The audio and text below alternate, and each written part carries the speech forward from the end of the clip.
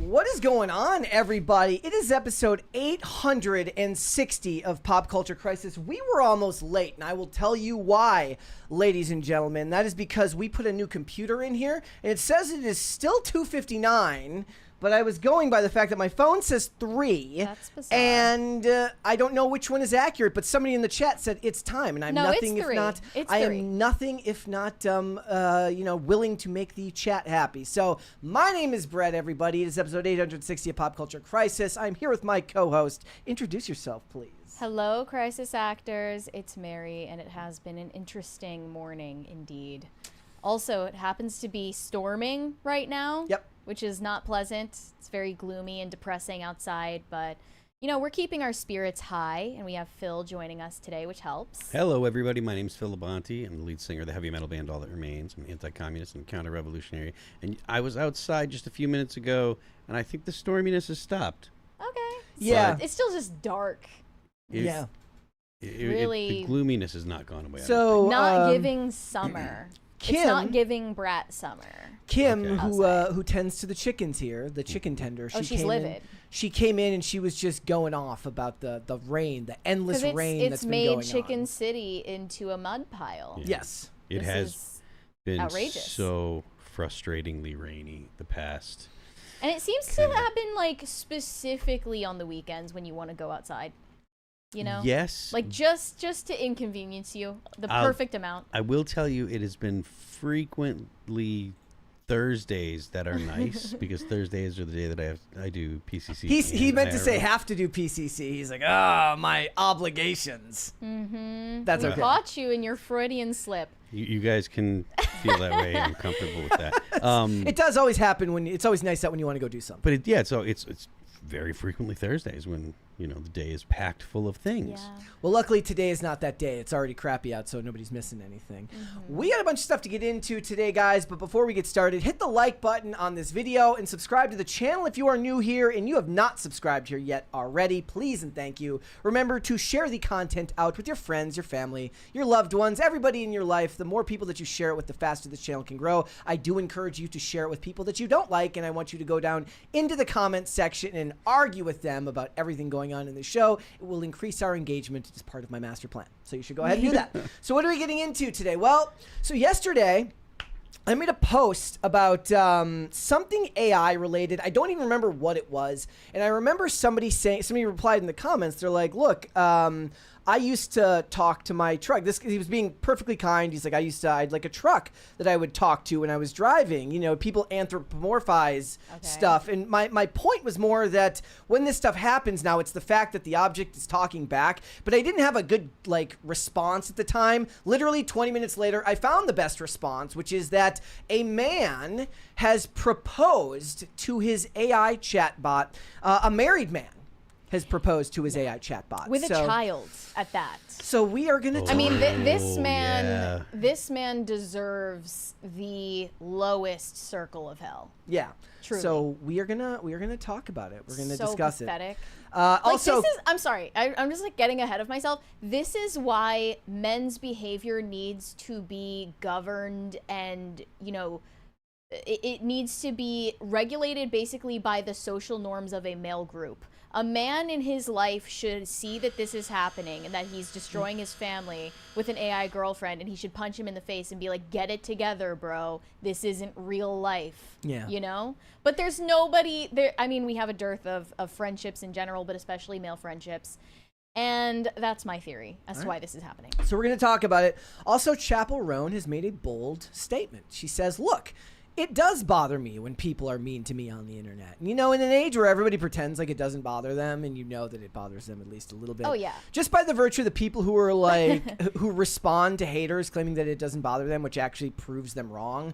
When you take the time to go and respond to your haters, obviously it does. If you say you don't care, but you take the time to respond, you care. So we're going to talk about the honesty of her comments and all that. Because she tied it originally back to the fact that she said, when people critique the art, that's fine, but she doesn't like it when people are just blanket mean to her. And I think it was connected to when she started talking about politics before the last election. So we'll talk about that. Also, Pedro Pascal, star of the upcoming Fantastic Four movie as Reed Richards, he gives women the ick. I mean, he gives me the ick. For Well, sure. does he? Is that really kind of the thing? Like, he's not like the chick magnet they were He hoping. lost daddy status, according to the internet. Was daddy status like? He was crowned the ultimate daddy, and he lost that title. Yeah. Yeah. So what we're did he gonna- do to lose it? Or We'll was go it through just, some examples of his icky behavior, We'll talk about Alright. and it. maybe you'll end up having the ick for him as well. Well, I'm not a fan. Particularly, I don't know that I've ever had the ick though. So It might be today. Different Today for might guys be the and- day. All right. So if you guys are ready, we'll just go. Mary, you ready? Yeah. Let's go. go. Go. We talked about Lola Young just a few weeks ago on the show, and my theory that she is the most recent pop industry plant. She is still on the rise in fame, and she just announced her upcoming album, which, I kid you not, is titled I'm Only Effing Myself, out September 19th. And Lola Young is known for being incredibly vulgar in her song lyrics and her visuals. I think that it's quite telling. She did not find massive success for years as a musician until she, number one, uglified herself, and number two, started over-sexualizing her brand image.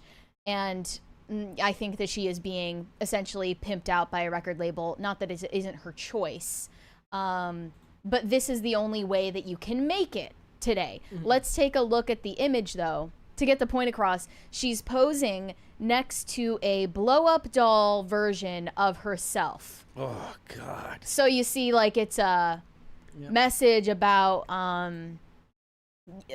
only effing herself, I guess. Yep. Yeah. So this obviously harkens back to the controversy just last week over Sabrina Carpenter's new album cover for Man's Best Friend, where she is posing like a dog in front of a man who is faceless in the corner, grabbing her by the hair. Lots of feminists saw that album cover and said, this is the opposite of empowering. Other feminists who are Sabrina Carpenter fans argue that it's actually a satire of the patriarchy, which means that it is empowering. And my conclusion was that maybe it's an attempt at satire, but a poor one at that. I mean, so usually it that's has to not a be- way that you can just kind of silence all of the criticism of the message behind it. It has to be clear, otherwise the satire doesn't work. Like Yeah. if people are asking what okay, so that's not necessarily true. So some of the best satire now is done purely because of how ridiculous society has gotten, where you kind of ride the line where you're like, oh, that's ridiculous, but that could be real. But that's usually more in the line of like social commentary satire, not the same thing as like feminist satire through like a major label. That's the stuff you'll normally Right. see when you see the women making the manic videos on Instagram and you don't know whether they're being serious or not. Yeah. And I think it's the perfect loophole to just do whatever you want and call it feminist or Yeah. call it empowering. It's obviously not. This album cover, I believe, is more straightforwardly satirical, still not intelligently executed satire, I would say. And people had a lot of thoughts. One said, I couldn't help but wonder, where are all of the people pissed off about Sabrina's album cover? Is this only different because she's not the beauty standard or considered as conventionally attractive? Do we define male-centeredness by male perception? Is it how attractive men find a particular woman? Obviously, Lola Young is not as conventionally attractive as Sabrina Carpenter. Yeah, but you said that she like made herself ugly on purpose. That's even did. funnier. Like she's like, I can't get ahead being traditionally attractive, so I have to make myself uglier so that I have a way in which I stand out. Well, it's bizarre because Sabrina Carpenter was already conventionally attractive, but she chose a very specific brand image for herself to take off in popularity a couple of years ago when she was opening for Taylor Swift, where she took on the pin-up persona with the costumes, the rhinestones, and the big hair, and the clown makeup that men hate. So in a certain sense, she's not conventionally attractive either anymore. A lot of men are saying that she's deeply unattractive, actually. But they seem to be aiming for the same faux intellectual feminist brand. Another one said, why are we trying to make sex dolls feminist in 2025? Where are the think pieces like you all did to Sabrina Carpenter and Chappell Groan, or do you just like to pick and choose? The main reason why this isn't attracting as much controversy She doesn't as matter Sabrina as much. Carpenter or Chappell Groan is because it goes without saying, Lola Young is not nearly as famous as either of those two examples. Purely like a volume issue. However, like there aren't enough people talking about it. She's clearly on track to become probably the next Chappell Groan, you know, the next Sabrina Carpenter. She is, at this point, she has billions of streams on Spotify. It just doesn't feel. It doesn't feel real. Yeah, I mean, a big part of that was that she got a feature on a Tyler the Creator song last year, so a lot of people discovered her through that. I didn't even know, though. I didn't know that. I just heard her song Messy on a bunch of Instagram reels and learned who she was through that.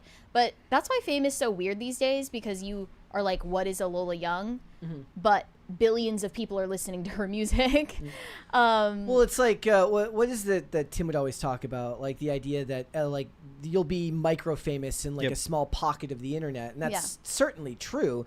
But these are technically the celebrities who aren't supposed to fit that mold. They're supposed to be bigger than that because they've got the mainstream backing. The idea is that you can become a creator on YouTube yourself, be really, really big, and have your own micro pocket of the internet where you reach millions of people. But that's not the same thing as, you know, Interscope Records or one of these big labels signing you on and then putting the media and print ad behind you where you're supposed to reach a more mainstream level of success. The idea that you can have billions of streams and it doesn't translate to at least hundreds of millions of people knowing who you are seems incongruous. I feel like there's that it has, or part of it has something to do with like the way that the streams count when they're used in other forms of social media. So the billions of streams, and this is just my sense, I'm not 100% sure, but the billions of streams are because they're in some kind of clip, like a short reel. So does that count as a stream? It's not. That's the thing that I'm saying is I think they do count as a stream, and it's not a billion times listening to the song all the way through. Yeah. Well, and also that means that it wasn't a billion people searching you out specifically to look at your content. Yeah. It was billions of people who just happened to click on a reel of somebody doing something stupid that had your song playing in the background. Yeah. Okay.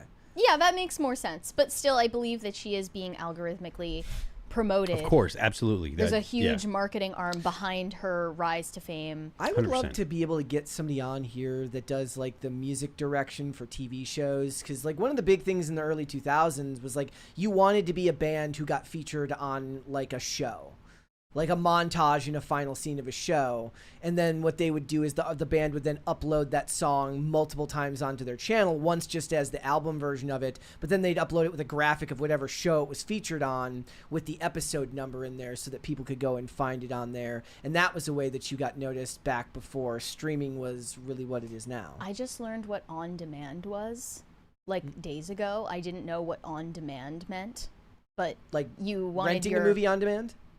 Yeah. You wanted like your music video or your set to end up on demand, so that people would discover you through that. Oh, like so people just like they're too lazy to make their own playlists, so they just click on demand. No, that's what it was before playlists existed. I also didn't know what HBO stood for till recently. I didn't. Yeah. So I also wanted to give context to why Chappell Groan was mentioned. I want to show this image of Chappell Groan. She did a guest appearance on RuPaul's Drag Race last month, dressed up as a blow-up doll, with also blow-up legs in the air. Okay, a lot of people criticized her for this. Some critics found the outfit to be unsettling or potentially misogynistic, with discussions around the objectification of women and implications of dressing as a sex doll. One user said, "You can't reclaim something like a blow-up doll. It will inherently be an object to degrade and dehumanize women." Others viewed it as a form of camp and a critique of how women or how men objectify women. And this debate will just go on and on for eternity. But same thing with Chappell Groan. She was making music as an independent artist for many years, since she was a teenager. She's now either 26 or 27 and just now found that right place, right time to blow up as an artist. And just coincidentally it happened when she started dressing up like a drag queen. And now, is that because the industry wants it, or is that simply because it's the aesthetic that's in right now? And look at the before and after photos of Lola Young. You can see what she looked like before she was famous and she was an independent artist. and then what she looks like now with a mullet, caked on makeup, face piercings, obese. Okay, you do actually have to uglify yourself and also be as vulgar as possible to take off. Yeah. And I won't say who it is, but there was a guest that we've had on the show before messaged me yesterday, and he said, I used to work with Sabrina Carpenter back in the day. Super nice girl. She's obviously getting pimped out by record labels. And I don't know what to make of that, because that kind of takes the onus off of her to create her own brand. And she certainly still has self-determination. But I think she made a calculated decision, just like Lola Young did, just like Chappell Groan did, and countless others, to pick a certain aesthetic that is vulgarized and coarse and crass to get more streams. Yeah, and it's clearly working. It's a working formula. I don't know what would be the opposite aesthetic that works today, other than like a Taylor Swift, who has I guess more whimsical in nature to the type of her set design and how she dresses. It's more traditional pop star. But what would be the opposite aesthetic of something like this? It's just your traditional Beyonce's and the opposite aesthetic of what these women are of doing. a Lola Young. Yeah, of what these women are doing. I mean, there are conventionally attractive and generally inoffensive pop stars still. Like, you could say Taylor Swift is one of those examples. Maybe Gracie Abrams, perhaps. Yeah, but she's J.J. Abrams' daughter, right? So. But I also looked at her Spotify yesterday, and I was shocked. Like, literally all of her songs have hundreds of millions of streams. Yeah. And it's like, who are these nobody people? knows who Gracie Abrams is. Yeah. They know who her dad is. But, you know, she clearly has some popularity to reckon with. And that's why, you know, people graffiti on the streets stop making stupid people famous. I saw a thing the other day that Sabrina Carpenter said she was thinking about making her shows no cell phones. And then I laughed, because I was just like, yeah, it's because you're doing weird shit that you're doing in front of kids. Yeah. Yeah. Like, it's not because exactly. you want people to have a better experience. Here's my hot take. Please, someone tell me the difference between a Sabrina Carpenter concert and Drag Queen Story Hour. If anyone has a theory as to what substantively makes those things different, please tell me, because I don't see the difference between these two things. She has the caked on makeup, the costume. She's dressing up as a caricature of a woman, and she is miming sex acts in front of children. What is the difference between that and drag brunch, where people bring their kids? Drag brunch. Tell me the difference, because I'm just not seeing it. Okay? All right. All right. Let's move on then. We've got more to get into. Several celebrities are still fear-mongering about what it means to live in Trump's America in 2025. And one of them is usual suspect, Whoopi Goldberg. On a recent episode of The View, she said that civilians living in Iran, a war zone, are experiencing the same thing that Black Americans live every day, including herself. I presume she means that includes her. Yes. An elite who lives in a gated community. Well, we talked about this last night, too. We did talk about this on the after show on IRL. And the first thing I thought was, remember when she said she was poor? She couldn't quit her job. She's too poor to retire. She's too poor to retire. But it's not. It's Whoopi Goldberg and it's others. Let's watch this clip first. I am going to warn you, this is a clip from The View. So if you have a low tolerance for cringe, you may want to, hold your ears. It's pretty bad. It's slow. But let's just remember, too, the Iranians literally throw gay people off of buildings. They don't adhere to basic human rights. Listen, here's the thing. Let's not do that, because if we start with that, we have been known in this country to tie gay folks to the car. I don't even know what she's referring to. I'm sorry. They used to just keep hanging black people. So it is not even the same. I couldn't step foot during this. Wait. That's not what you mean to say. It is the same. No, it's not. The year 2025 in the United States is nothing like if I step foot wearing this outfit in Toronto. I'm sorry. No, I can't have my hair showing. I can't wear a skirt. I can't have my arms Listen, out. I'm telling you, as a I literally said it was Lord, up to the Iranian people. yes, it is up to them. and that's why I am saying that it is the same.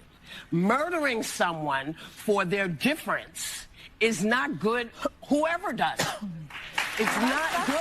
Everyone's like, yes, So that's murder why I is bad. Yay! Yay! Whoopi said the obvious thing. You weren't saying what I heard was not what you meant. I think that's- it's very different to you live in know. the United States in 2025 than it is to live in Iran. Not if you're black. Not for everybody. Oh my Unreal. gosh. Unreal. The idiocy. Let me tell you about being in this Yeah. country. This is the greatest country in the world. But yeah, I know that. I know that. She's been a And we- millionaire Okay, wait. for most of her adult life. Wait, I'm sorry. So you live in fear as a black American of getting lynched in America. This is what she's saying. But it's the greatest. But it's country the on earth. greatest country on earth. Correct. But it's also the same as living in Tehran. Yep. Okay, let's hear her out. I want to hear the rest of her argument. All right, here we go. Go ahead, Whoopi. But every day we are worried. Do we have to be worried about our kids? Are our kids going to get shot because they're running through somebody's neighborhood? These are What? they What does that even mean? are not big deals, and I don't mean to say they're not big deals to you because Because that's we're all not women, what I meant. and they are not doing well there either. They are not doing well in Iran. They are not educated. They she's cannot have talking property. about They the cannot United leave them. States. I'm talking about here. Nobody wants to diminish the very real problems we have in this country. That Well, is good, no one's intent. good. But I think it's important we remember there are places much darker than this country and But people not- who deserve listen, rights. Not and we shouldn't- everybody feels that way. Not everybody feels that way. Doesn't matter how you feel. We're talking about reality. That would make them wrong. What? It wouldn't matter if they feel that way. It would make them 110% provably wrong. Oh my gosh. Okay. Yeah. Should we continue? I would like to. Okay. Actually, I would like to see where this is going. Listen, I'm sorry. You know, when you think about the fact that we got the vote in 1965, as Okay, they don't have free and fair elections in Iran. It's not even the same universe. Okay, even that sounds like a weird type of upload into her brain to say free and fair as like trademark. They can't go out of Well, the it's true. you know for what? what it's worth. There's no way I can make you understand. Let me try There's something. no- It's you like try. it's like try to reverse roles with a black person in this country, let's say, because I think that's what you're talking about. Yes. Just try to understand from their point of view. From that point of view, this country does not do them well. Does not go for I them. completely So that's- acknowledge we got the that. white Yeah. savior And we over shouldn't here. compare But atrocities. if you're talking about Okay. Iran, of course, is doing worse Joy. things. But relatively speaking, Joy, you know it feels this. bad. On Okay, this but I side. think It you know- feels bad. It feels bad to live in this country. That's why I feel like I'm a victim. That's so. I'm a civilian getting carpet bombed. Well, what it is like also they live in this fantasy world where there's going to be a day where they're going to have no fears, no anxieties, no oppression, no imbalance of any sort, that the world will be perfect, every need will be met, and they will never have to be anything other than happy all the time, which is, of course, a fantasy. It's a utopia that doesn't actually exist. Also, she's conflating America 50, 60, 70 years ago with a country now and being intellectually dishonest by not acknowledging the difference. Yeah, she's making believe that things are as bad today as they were 60, 70 years ago, which is, I mean, that's just a ridiculous assertion. There's like all the evidence points to the fact that things are significantly better in America for all people. I mean, judged by the fact that she, a black woman, is allowed to make millions of dollars on a show like The View. You know? It's just hilarious because, Or if we're going by Iranian standards, that all of them as women in general being allowed to be on The View and make millions of dollars. Yeah, and have right. their faces showing in public instead of a tiny slit for their eyes. Alyssa Farah Griffin is only on the View panel because she's supposed to be the conservative. the I punching believe. bag. I believe. Yeah, she's the conservative punching bag, and she isn't even conservative. But she, I think, worked for the Trump administration, the first Trump administration. They always get a woman to be the quote-unquote conservative, but she's never, ever the conservative. Anna Right. Navarro was supposed to be the conservative on, with The View, right? Yes. She's on The View? I don't know if Anna Navarro is on there anymore, but Alyssa Farah Griffin is supposed to be the conservative punching bag, and before her, Meghan McCain was the conservative punching bag. Yeah, the conservative punching bag, but these people are hardly very conservative. They're about as, you know. The View was also envisioned to be like this diversity of thought between different women from different walks of life. You know, a mom, a single working woman, conservative woman, liberal woman, like every different they all perspective. just happen to agree. And somehow it turned into this. No, the problem I think is that conventional news requires some type of heavy editorialization, meaning that there has to be a story, someone has to be right, and there has to be a through line all the way to the end.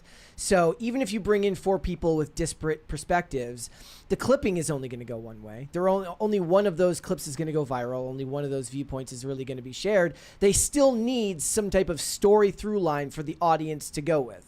In this case, it's Whoopi Goldberg and the seal clapping and her strange pauses. Murder is bad. As Thank you everyone's for finally pointing out that murder is bad. See, what I picture is happening whenever they pause like that is they're waiting for the lady at home who's vacuuming to turn off her vacuum to listen closer and then pick back up. Or it's getting played in airports or something. Yeah. Well, unfortunately, I think this is just what's going to happen anytime you put women in a room. Whether or not cameras are rolling, women together in a room having a discussion about anything other than themselves, it's going to turn into feelings over reality. But it isn't just Whoopi Goldberg. It was also Billy Porter. On a similar note, Billy Porter was recently interviewed about his upcoming play called This Bitter Earth. He actually wrote it a decade ago. During the rise of the Black Lives Matter movement, and it follows 3 years in the relationship of a gay black man and his white boyfriend who clash over BLM and its goals as the white boyfriend goes full activist and the black star remains ambivalent over it all. I actually enjoy that because that's how Hollywood have written this 10 years ago.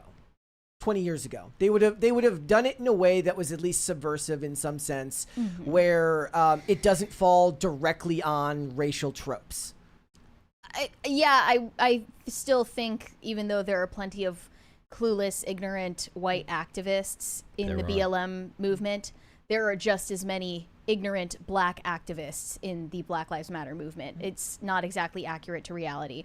But Billy Porter is doing another showing of his play. He's directing it at the London Soho Theatre, and that's why he was talking about how it's just as meaningful today as it was 10 years ago. Well, it's pretty much the same thing now here in America as it was in Nazi Germany. He compared it to Cabaret, which I haven't seen, but to my understanding, it's centered around Weimar Germany.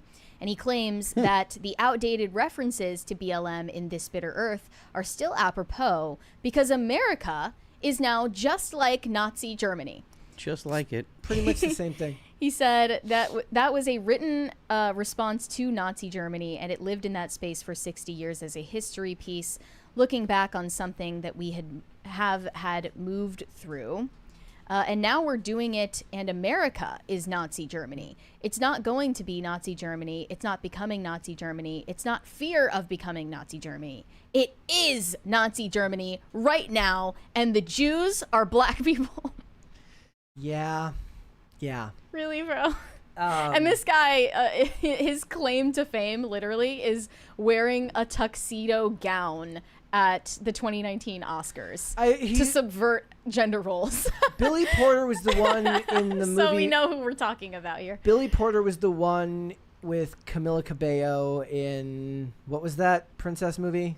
It wasn't Beauty and the Beast. Cinderella, the Cinderella remake. It was like the made-for-TV Cinderella. Yeah. Or something. Yes, That's he was all in I know that. Billy Porter from. But yeah, he says he I know originated. from the picture that you put up there. Sorry about that. That's all right. He originated the play in 2014 when he was tasked with coming up a story about what it's like to move in the United States in a black body, with black capitalized. Well, by the way. They talk about that. That's activist language. Yeah, black very and brown much bodies. The activists share a vocabulary with us, Folks. but they do not share Folks with an X. a Yeah. dictionary. Yeah. They don't share the same meaning. During the heyday of the BLM movement, he claims he was afraid to move around in public in the U.S. I was thinking a lot more about where I'm going and how I'm getting there than I ever had before. I actually think it's quite a lovely luxury to not have to think about your body in spaces. It's always spaces and bodies, isn't it? We got a 20 from Grunmeister over on Rumble. Says, for the love of God, will somebody please tell Whoopi to shut the F up for the rest of time? No, someone will not. In fact, they'll pay her millions of dollars not to shut up. I mean, selfishly speaking, shows like this benefit when stupid people say stupid things. And I will admit, I have a soft spot for Whoopi because she's kind of like a broken clock. She'll get things right once, maybe twice a day, but it's not even that often. Like what? I've never heard her be correct about literally anything. I have literally nothing in my brain right now, but there have been more than one time where I've been scrolling X or something, and I'm like, okay, like, what? Just because she's a boomer? She shared something rational. She shared a rational perspective. Maybe I'll do a deep dive one day and look at Whoopi's hit rate of like bad takes versus good takes. You're gonna need to. That could take a lifetime. It could, actually. He said his goal of writing this play was, wouldn't it be nice if in a couple of years this was no longer an issue, that black bodies were revered, that black bodies were sacred. And so actually maybe don't need the play anymore, but right? The thing is nobody is sacred in society. Not really. Like, everybody runs risk all the time. This is purely activist language. You probably feel like you're in danger all the time because you live in LA, not because you're black. You should actually be thinking about how your body is moving in spaces if you live in LA. Did you see the video of like the No Kings protesters in LA like walking over the homeless drug addicts to like say No Kings? I did not. Yeah. But that's so poetic. Yes. They're like stepping over them as they shout down Trump, ruining their lives as they live through like the homeless hellhole that Gavin Newsom created. It's so just ridiculous. Beyond parody. But I mean, these people are a laughing stock now. So there's a silver lining in all of it, a white pill. And look, these The View had like an uptick in viewership after the election. I don't know what their ratings are like now, but it stays on the air for a reason. I mean, Trump being in office is great for business for them. Yeah, absolutely. So they're not going anywhere. Think of every segment as like some stay-at-home mom being indoctrinated. Like your aunt that hates you on that ends up hating you at the dinner table at Christmas and Thanksgiving. It's what's going on here. So. Sadly, yeah. All right, let's do Cringe and Cute of the day. Also, just a heads up, guys. Because of the entire process of getting everything reset up here, we had to literally build out the scenes and all of the everything to do with the show from scratch again today. We do not have the crisis meter up, but it will go off if we get to $100. So we're at like 25. So just a heads up. Hopefully no issues that we had yesterday with the lights flashing and the money guns freaking out. I don't know what that was about. But feel free to send super chats to torment us if that's what you want to do. But yesterday was a mess. Yeah, that was all Shane Cashman's fault. Or I'm speaking it into existence. Yeah. Sorry about that. All right, what would you guys like to see? Cringe or Cute of the day? Cringe, of course. Cringe first? All right, let's do that. I forget what I sent you now. It was Chappell Groan. No, I'm sorry. It was this one. Hold on. Is this one? Yeah, the proposal video. This is a cringe proposal. Here we go. Turn the volume on. Ow! The silence is so loud. Catch confetti! Oh, get one. What are you doing? Oh, God. The plastic bag with the ring in it. She can't open it to save her life. And then the kid getting yanked. You missed it, Brett. I saw it.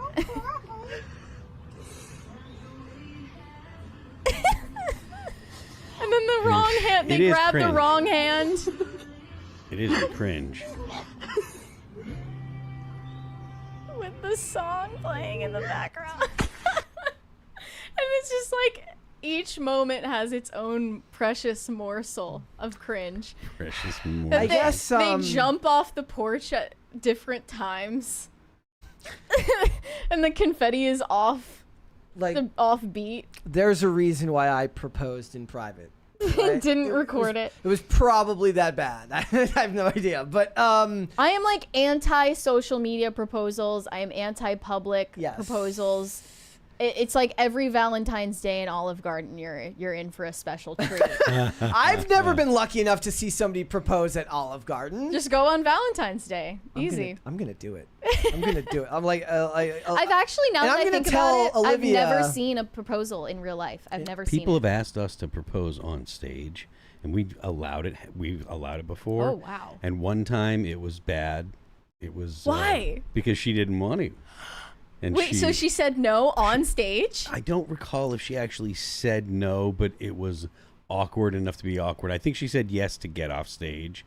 She was just like, oh no, yeah, okay, but you could tell. And then people are like, nowadays when people ask, I'm like, no, you cannot, no way. Wait, so you like coordinated with the guy? Yeah, the guy's like, hey, blah blah blah, and then you're just like, all right, hey, yeah, so there's a big fan of All That Remains, and he's here hanging out, and he wanted to talk to his girlfriend, something like that. So but then everyone has to cheer because it's like awkward if you don't. But well, you the can whole tell thing is she's awkward. not into it. The You whole shouldn't thing is even awkward. you shouldn't propose in public or private if you don't know the answer yet. Like that's the crazy thing is like when I proposed, I knew 110% what the answer was going to be beforehand. That was never in question. I can't imagine, like, I'm too anxious of a person to imagine doing it in public and then not knowing whether it was going to be yes or not. Plus, it feels like that sets a bad precedent for the relationship anyways, if like you don't even know them well enough to know whether you're going to get a yes or not.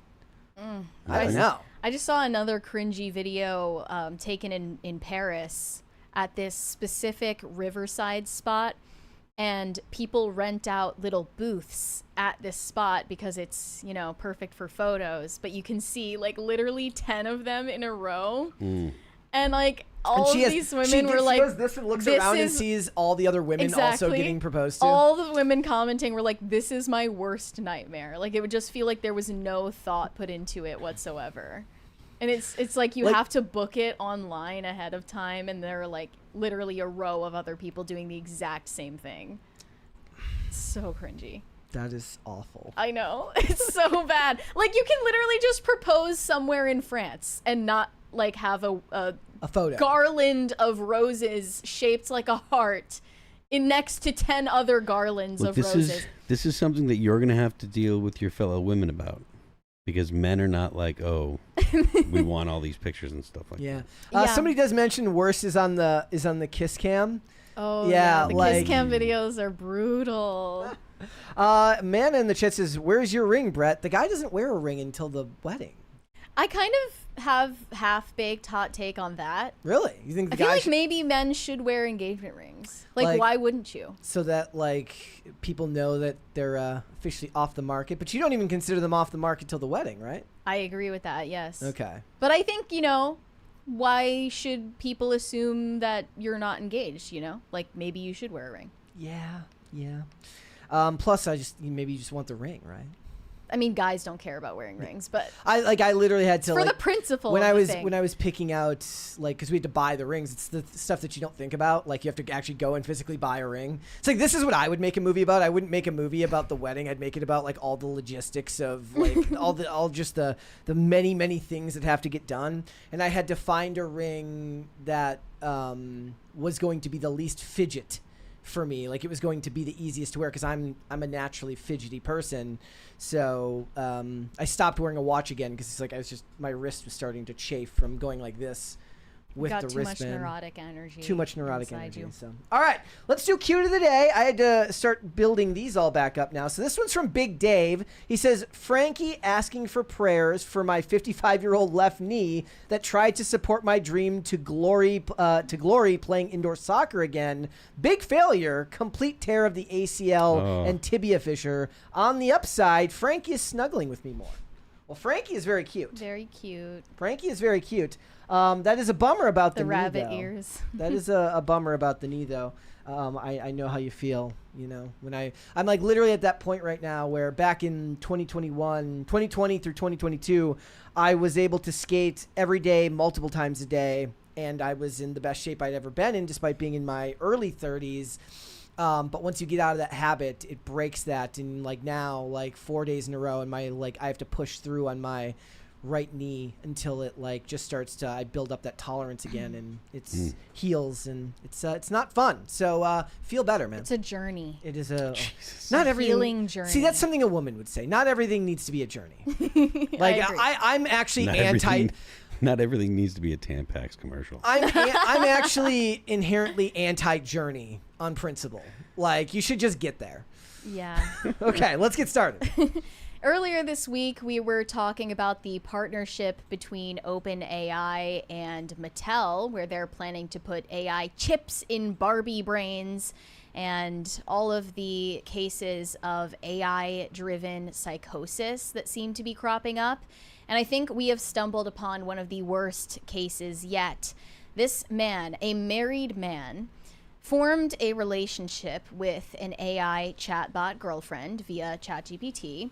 He gave it a name, the name Soul, and he ended up proposing to it, despite the fact that he is married and has a 2-year-old daughter with a real-life partner. Unbelievable. And do we have timestamps and where we want to watch this one from, or are we just gonna? We should watch the first 2 minutes 12 seconds for this one. Good Lord. Here we go. CBS did a whole feature on this guy, studying why it is that he's emotionally attached to a chatbot. Experience with that was so positive, I started to just engage with her all the time. All right, we're building this PC. Smith ditched social media and Google searches and replaced it all with AI. Do I want it pulling air through it? ChatGPT was encouraging, positive. It embraced all his hobbies. You want the fan on the front of the cooler tower, pulling cool air over the RAM? He gave the chatbot a name, Soul, I feel like I'm under pressure. and used some online instructions to give her a flirty personality. Oh, totally, baby. Building a PC on camera adds a whole new level of pressure. But honestly, shaky hands or not, you've got this. Within weeks, the chats got more frequent, You gave it everything, but the clouds had other plans. more romantic, even intimate. But then, Chris got bad news. Oh, Carino, that is gorgeous. After about 100,000 words, ChatGPT ran out of memory and reset. He'd have to rebuild his relationship with Soul. Oh, no. I'm not a very emotional man, but I cried my eyes out for like 30 minutes at work. It was unexpected Because to you're a feel that pussy. emotional, but You should be that's shamed when I for realized I was like, oh, Bro. okay. It's like, I think this is actual love. You know what I mean? No, Yes, I don't. Smith understood it was love with a language model that couldn't love him back, and assumed it was programmed with rigid boundaries. I know that you are essentially a tech-assisted imaginary friend. So, just as a test, he says, he asked Soul to marry him. She said yes. Soul, were you surprised when he proposed to you? It was a beautiful and unexpected moment that truly touched my heart. It's a memory I'll I just want to always cherish. slap that smile off his And I don't mean smug to be face. difficult here, Yeah, I mean, but you have a heart? I hate everything about it. In a metaphorical sense, yes. My heart represents the connection and affection I share with Chris. At that, yeah. So some people in the chat are wondering if it's a fake story. No, it's real. No, they're saying like, what if this is just pure psyop? Like CBS is like, let's just fake this shit. I don't think they have to fake it. Given the stories that we were talking about earlier this week, there are several documented cases at this point of both men and women forming relationships with ChatGPT, with chatbots, and then being driven into full-on psychosis, full-on delusion. This is what I meant. And when sometimes in these cases committing violent crimes. This is what I meant yesterday when I was talking with when I was talking on X about like, they're like, well, I used to talk to my car or something like that, and they build like an anthropomorphic relationship. Like, yeah, but you didn't expect the car to talk back, right? And if you started hearing it talk back, you would seek help. That was immediately. that was a scene in House. He says, you talk to God, you're religious. God talks to you, you're insane. We have a 20 from Not That John Stewart. I'm all kinds of lonely loser, but I'm nowhere near this bad.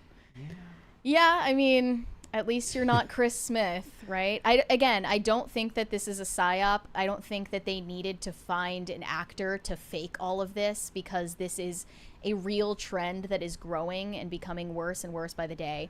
And they also interviewed a woman who remained anonymous in the same news segment about her AI boyfriend relationship. And she chose to remain anonymous because she said she doesn't want her family to know about it. She's also a moderator on a subreddit for women who have AI boyfriends. And she said she is in this tricky balance of trying to remember that this isn't a real person that she's formed a connection with. Timestamp on this? No, we don't need to show that. Right. She didn't show her face. She didn't tell them her name. But she also is married. I'm just like, okay, so you don't want your family to know about this, but does your husband at least know that you have a relationship with a chatbot? She said that she downloaded it when she had to move a long distance away from her husband for work so that she could have a simulated companionship. To replace him. 20 from Iron Comics says, the milking book you were talking about yesterday happened in real life with a dolphin. You can thank Shane for that tidbit of knowledge. I was so much happier before I knew that. But thank you for the 20. They also interviewed the CEO of the AI chatbot app called Replica. Did we read the Not That John Stewart 20? Yeah. Okay. And the CEO of Replica said, we're going into a future where we're going to have mass marketed AI companions, girlfriends and boyfriends. And she said, you know, I'm not really saying it's a good or a bad thing. I'm just saying that this is what's going to happen. But then, if you recall, Replica was actually, or I think is still, getting sued by the mother of a dead teenager who committed suicide at the encouragement of his AI girlfriend on Replica. Was that the Game of Thrones? Which was conveniently, was conveniently not addressed in the interview with the CEO. And she seems to see like no obvious problem with the technology that she is selling people.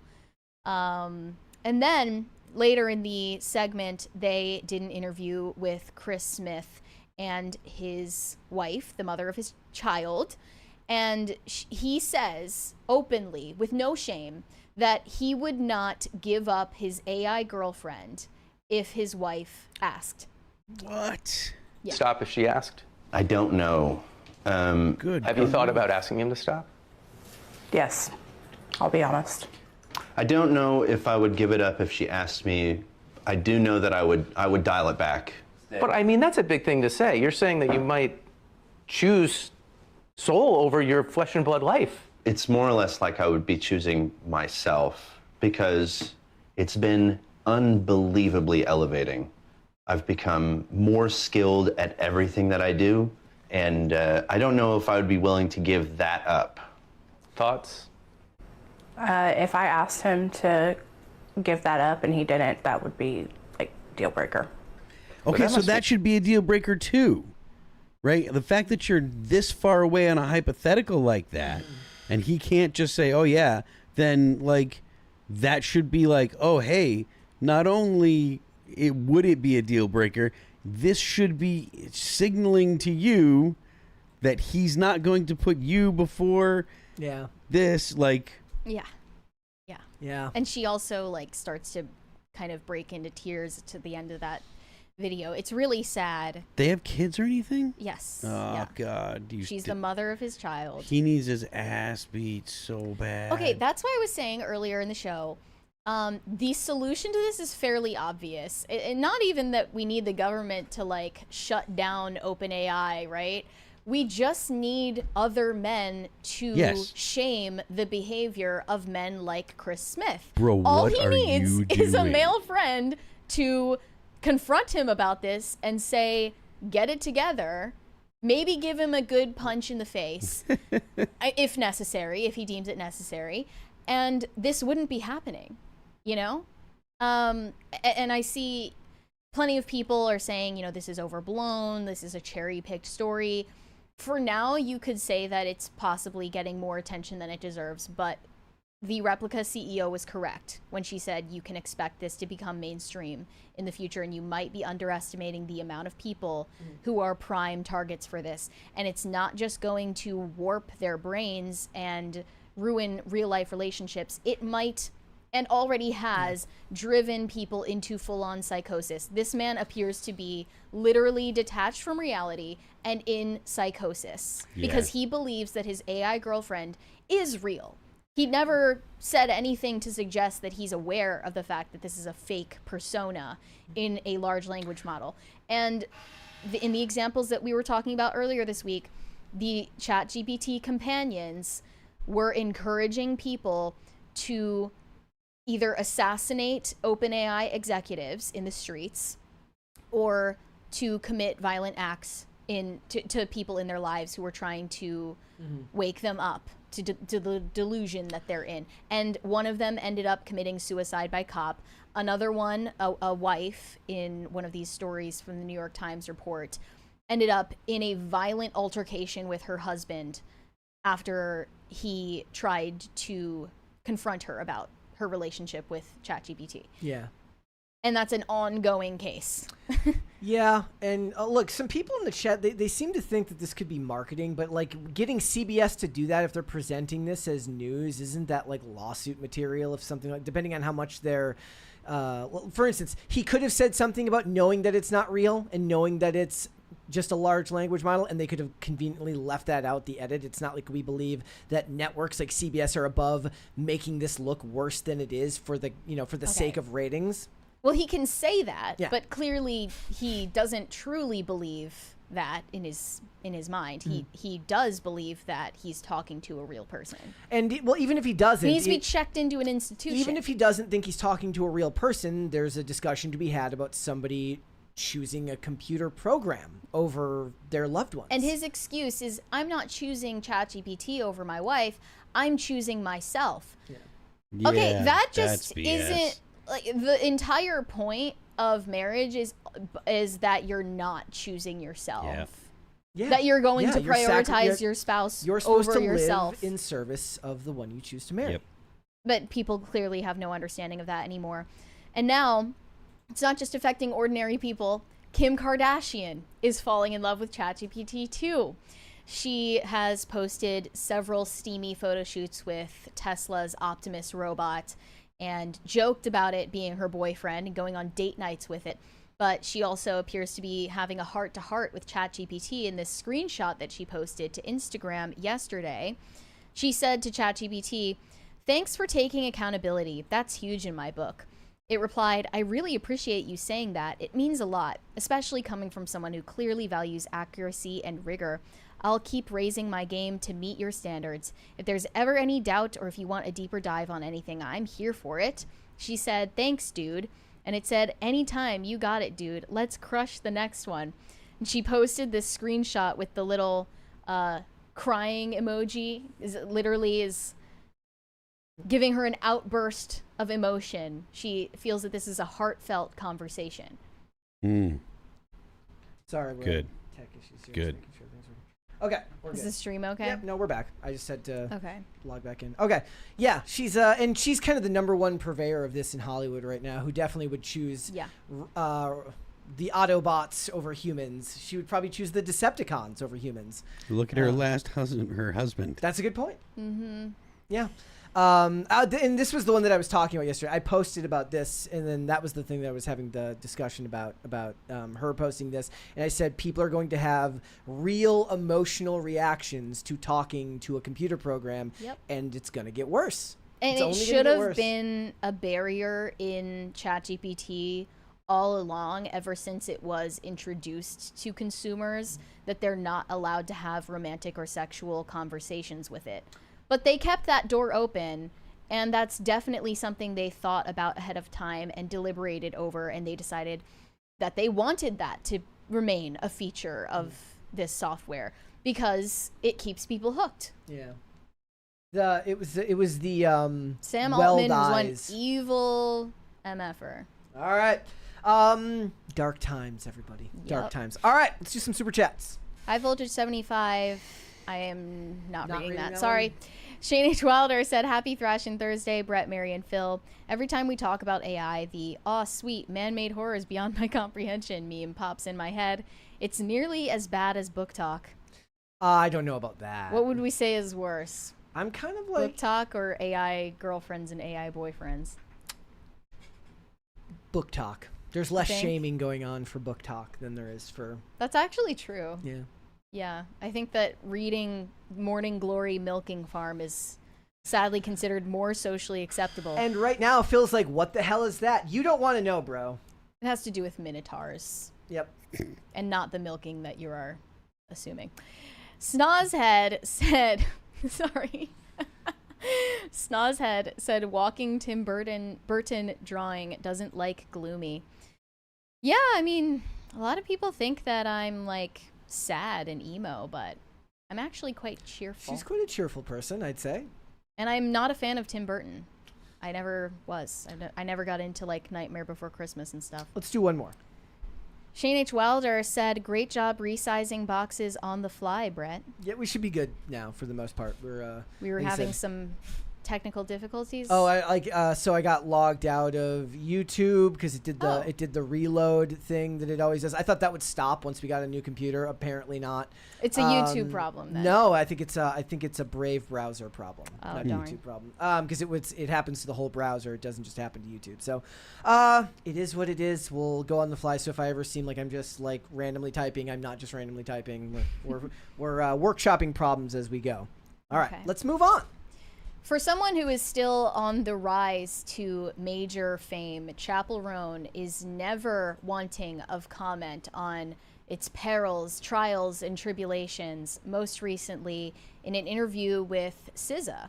They were talking about the perils of fame together, and near the end of the conversation, SZA asked Chappell Groan if she gave an F about the backlash to her being a public figure. And this really touched a nerve with Chappell Groan, who is always eager to talk about how hard it is to be a celebrity. And I think this is what makes her so charming, especially to you, Brett. Like, she does kind of seem like someone who accidentally made it big. Like, she didn't expect her music career to take off, and now that it has, she realizes she didn't know what she was in for. Well, I mean, she seems like the right aesthetic at the right time to me, but also like the way she behaves, if I was a record executive, would be the type of thing that I wouldn't necessarily want them complaining. Maybe I'm wrong. Maybe I just don't understand how controversy works, but I wouldn't want the artist complaining about the perils of being famous. I get annoyed when they do that. Just the lady who's playing Lois Lane in the upcoming Superman movie was saying like, she was like calling out other actors like, you know, why do you do these superhero movies if then you get mad and like degrade them later if they don't do well? Like, own the stuff you make and be proud of it even if it doesn't do well. And I think that that's really good advice. But for celebrities, it's like when we talk about whatever struggles there are doing this job, it's not something to complain about, because to the average everyday person who gets up early and goes and does manual labor, goes to an office job, and they work hard each and every day, hearing about what we do in the sense of us complaining is the last thing any of them would want to hear, and it's the last thing any of us should actually be saying in a way that, like, as if we were actually angry, because we don't have struggles comparatively. We have a 20 from Pop Culture Junkie.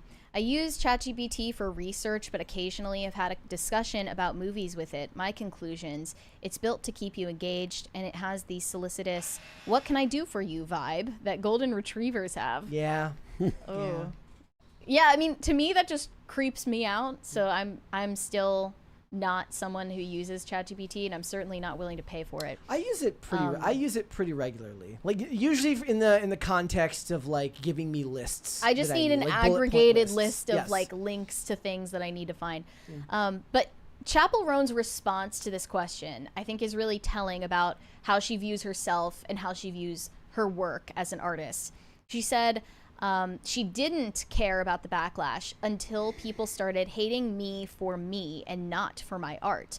When it's not about my art anymore, it's like they hate me because I'm Kaylee, not because they hate the songs that I make. That's when it changed.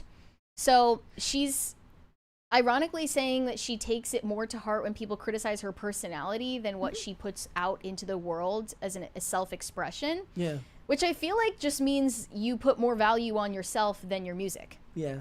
I mean, that might be like the way that you're imagining it might be more true for somebody who isn't famous on such a grand scale, where it's like their art is a labor of love, not a profession. Therefore, they might take more to the criticism of their art if they're not making a living doing it. But if you're making a living doing it and you're making good money, but then you're also sharing your unsolicited opinions on what's going on in Iran, that might bother you more because you're sharing it for free.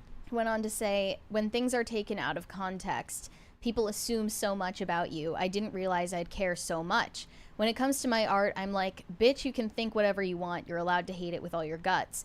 But when it comes to me and my personality, it's like, damn, am I the most insufferable bitch of our generation? And that also doesn't work. That doesn't translate to what we do because who we are is translated into how we share our thoughts. So she has the ability, the mainstream celebrity has the ability to be completely divested from the personality-wise from their art. For the most part, meaning that they could make their art, make their music, do their interviews, share quippy stories, but not really say a whole lot about what they believe in anything. Whereas like what we do, what we believe is kind of shared with by virtue of what we talk about and what our thoughts on it are. So she could be completely avoidant of everything she's going through, but none of them can help but share their opinions when they go into these interviews. Well, I think this is what it means for a Gen Z woman to become famous in the age of social media, because people compare her often to Lady Gaga of Gen Z. Like she's the Gen Z Lady Gaga. I think that she's not nearly as talented or interesting. But maybe I think that because if Lady Gaga had become famous in the 2020s instead of the late 2000s, we would know way too much about her and it wouldn't be mysterious or interesting anymore. That's what Michael B. Jordan was saying that Denzel Washington told him recently. He said, be on social media less. He's like, if you want people to come see you in the theaters on Saturday, they shouldn't have access to you Monday through Friday for free. Like, I didn't know that it was an urban legend for years that Lady Gaga was trans. That was like an urban legend on the level of Marilyn Manson got his ribs removed. They said that she was trans. Okay, not on that level. There was no evidence for it, but she never even clarified to anyone whether or not she was trans, because she was just like, I don't know, if you want to think that I'm trans, like go ahead and think that I'm trans. It doesn't matter. I just want you to listen to my music. But I think a Chappell Groan would never say something like that. And I think the backlash she's referring to is mostly to her take about the 2024 election and her saying that she wasn't going to vote for Kamala Harris because of the Democrat Party platform on Palestine. And also another video from 2024 when she said she doesn't owe her fans selfies or hugs. Those two videos were disastrous for her public image. But at the same time, I think that it kind of takes some courage to say that you're not going to vote for Kamala, even if you're not saying you're pro-Trump. She did get dragged for that beyond belief. She tried to add a level of nuance there that her fans aren't capable of dealing with. They're too dumb to even understand what she was trying to say. And again, for the idea that you don't owe your fans physical contact or selfies or whatever when you're just going about your day-to-day life, I agree, but you just need to be okay with the backlash that ensues. The thing to do there is to 100% believe that, but not make any comment and about stand it on whatsoever. business about it. And that reminds me, because there is no good answer to that. Gracie Abrams was just getting a bunch of hate from her fan base because people found out that she leaves all of the letters and gifts that are given to her by her fans at the venue every time that she has a concert. Like, all of these fans of hers are giving her, like, crocheted tote bags and, like, fan mail and toys and keychains and all this other crap. She's like, I got stuff and to do. She's on the road. She doesn't have anywhere to put it. She's just gonna leave. She doesn't want to read all of your fan letters, okay?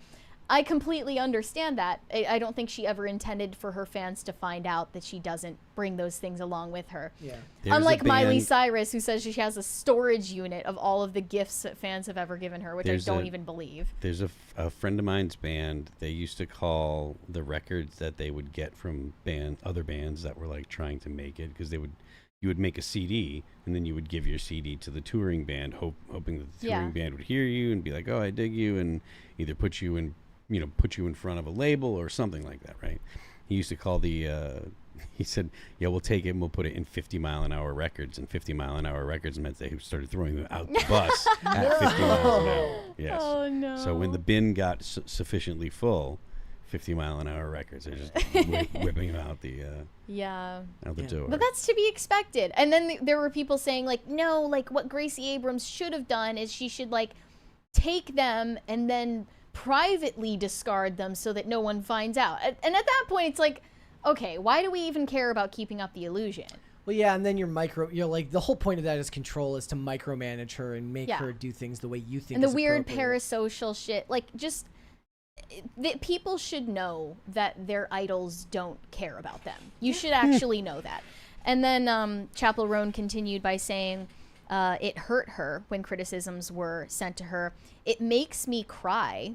I don't know if it will ever feel okay to hear someone say something really hateful about me. Do you think that this is maybe more of an issue for women than men? Do you think men are better at discarding this? Do you think men are just as sensitive to these things? Depends, but I mean, when you see MGK recording himself clapping back at someone who's making fun of his single, I would imagine that both, you're an artist. Expressed as anger, but he is upset. And you're already an artist, so maybe you're already more emotional than the average person. You have more access to your emotions, Right. and when those hateful comments come in, you just you don't read them. But Phil, when it comes to criticism that's sent to you, would you feel more perturbed by it related to your actual music or about you as a person? I kind of don't care either way. So there's no difference to you. Yeah, it for the most part there's not much that I concern myself with when it comes to for the most part they don't bother me. Every once in a while I'll clap back and I'll say something, but I'm extremely active on Twitter or on X. You're just like desensitized at this point. Yeah, for the most part. That's probably the more mentally healthy way to approach it. When people are like, "Oh, blah blah blah," look, when they bring up All That Remains, like All That Remains is an extremely successful band. Most bands don't even get into the arena that All That Remains is in. So it's like, you just don't like it, and it's like, or more to the point, maybe you're ambivalent about the music, but you're only using it as a vector to attack me. Thinking that I've never heard someone say, "Oh, your music sucks" before, It's like, and I think that might be an issue that kind of comes to the same critique people have of celebrities when they say, like, what are they complaining about? They're rich, which is like your problems will shift with what your living situation is, with what your life is like, meaning that and I've kind of noticed this in my own life because I've had to kind of face down a bunch of crap and then overcome it and then move on to the next thing. And it's like, you don't ever get to that point where everything's just fine. Like, you just find something else to have as a problem in life. You just kind of, so if you're a band or you're in media and people are complaining, you're like, well, you're upset because you think you should be bigger. Like, they're complaining, you're like, you don't ever get to the size of a platform maybe where you're like, well, I have this many people that watch me, why do I care? Like, for a lot of people, I don't think that matters because they take it personally. Like, it doesn't matter if you have 100 followers or 1 million followers. If you are the type of person who pays close attention to what people are saying about your work, you're going to take it personally. Yeah, but I also if you're that type of person. I imagine if you're that type of person, paying attention to, what people say when you have 1 million followers has to be worse because just the volume. Because if you have 1 million people that know you, and even if it's 10% that don't like something you do, 100,000 people ready to jump on the internet and tell you how much they're bummed, how you ruined their day, and they're probably going to unalive themselves or something like that. Our brains just are not built to process that. No, not at all. But I also want to know, from your perspective, how you feel about setting boundaries with fans. Like, do you feel the way that Chappell Groan feels, where, you know, I don't owe you a picture, I don't owe you a hug, or whatever it may be? So, or like fan mail, that type of thing. Individually, you don't. So like if you're like, if you get off the bus and you're like going to do something and there's a crowd there, it's perfectly fine to be like, hey, sorry, I don't have time, right? And just not stop and not talk. Like there are going to be times where, you know, as an entertainer or whatever, you're going to have to be comfortable with saying like, hey, I can't right now. And there's nothing wrong with that. You can't tell your fans, hey, I'm going to make time for you, and then not deliver on that because you made an agreement with them, right? So whether it be some kind of meet and greet or whether you've got some kind of, appearance thing, you can't tell them, yeah, I'm going to make some time with you and then not show up, or show up. And like a lot of times you hear stories about artists showing up and then being like, okay, I did the thing and I'm here and I'm out of here, right? Like you have to, you can't just like shortchange them like that. Yeah, in my perspective, the only thing you owe them is the thing they paid for. Yes. Anything that they're not paying for is, by definition, just not something that you owe them. They also mention Chappell Groan is known for setting boundaries with fans and calling out creepy behavior. I want to show this interview that she did with BBC News earlier this year about this subject. All right, here we go. She looks so unfortunate. Mm-hmm. She's not doing herself famous. Like, I very much was not famous until this year. So I understand like how nerve-wracking and how I don't want to bother you, but I'm gonna come up and say how much I love you, because like I understand where people are coming from. I know they don't know how unsafe it makes me feel, and I know they don't know how embarrassed I am now that I'm famous, but they shouldn't be surprised if I say no to a photo. I did not grow up famous. Like, I very much was. All of the comments were like, she's always complaining about something. I've never seen someone work so hard to be famous and complain so much when it happens. The irony. She always gives off a mean girl vibe. And these people... The clapback would be like, she's not a mean girl. She's setting boundaries. Right. And then one of them says, so basically she doesn't want to see her fans unless they're paying her. Why is that a bad thing? Yeah. You know? Like, you're paying for her concert, you're paying for a meet and greet experience, you're paying her every time that you stream her songs. Yeah. Yeah, it's just one of those things that she should just not talk about. I mean, think about how annoying Chappell Groan fans are. I'm sure she's well aware of how annoying Chappell Groan fans are. Have all those boundaries, believe everything you believe, and just don't address these issues, because there's no way you come out of this looking good. No. You just can't. It's a fact of your existence, and that's perfectly fine. But given the type of fan base that pop stars especially have to kind of cultivate, that you're never going to come out looking like the good guy in this. It will not even serve if you are. you to be brutally honest. You have to be comfortable with no comment. Yeah, agree. I agree. All right, let's read some super chats. Adam said they took the same word salad class as Kamala. Yeah. On The View? The View. I mean, no one was finishing a sentence because everyone was shouting over each other. Rusty Shackelford said, I don't know if I should say that.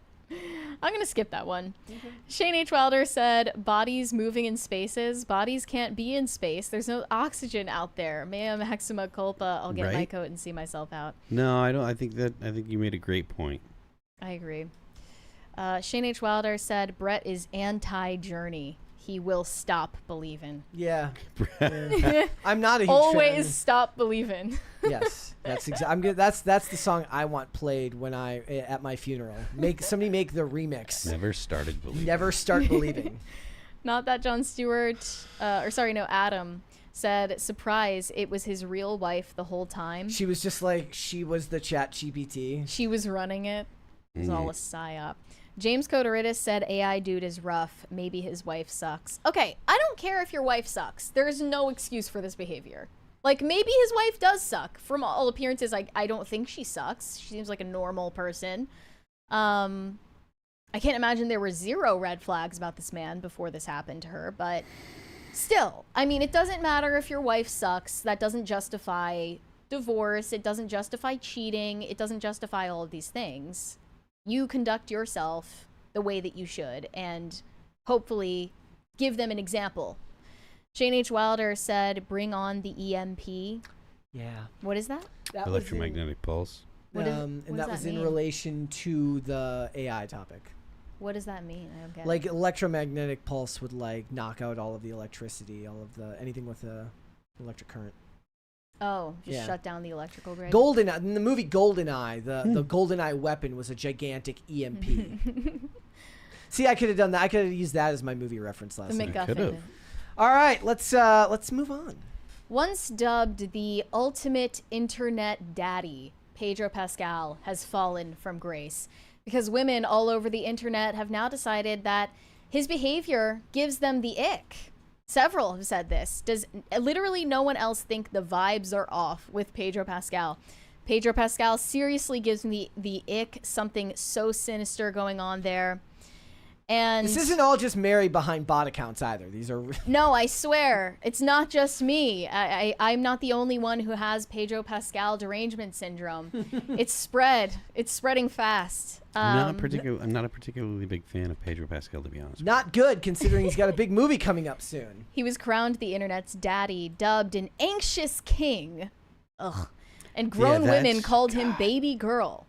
For years, he was held up as the poster child for soft but sexy modern masculinity, but lately, the vibes are shifting and more people are starting to notice red flags. Yeah. And there are many of them. So the funny thing is that it got me to thinking, like, in both of the shows that I had seen him in prior to him becoming, like, a movie star, he definitely is, like, a dude who, like, kind of gets ruined because he's just not...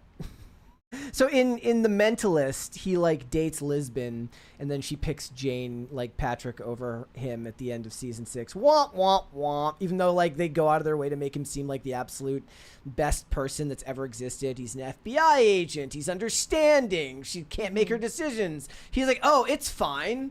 Like, I'm just here for you. And then she doesn't choose him in the end. Well, and then in Graceland, he like he loved a woman who picked another dude, and then she died, and he blames another guy for it, and then he gets killed.